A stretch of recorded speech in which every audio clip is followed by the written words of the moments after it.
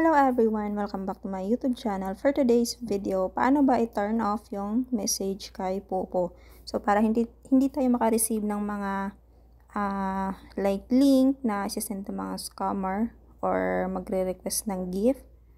Okay, so paano ba i-off yung message? Okay, pumunta lang ng settings. And then, pindutin mo yung new messages notification.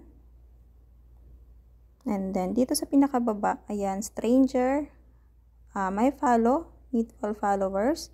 Ayan, i-off mo tong stranger. So, hindi na tayo. Ayan, i-confirm lang, confirm to close. Ayan, naka-off na siya. So, hindi tayo ma-message ng mga stranger na hindi natin kakilala.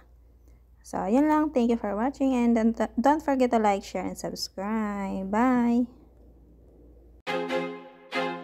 I feel like I'm losing my mind.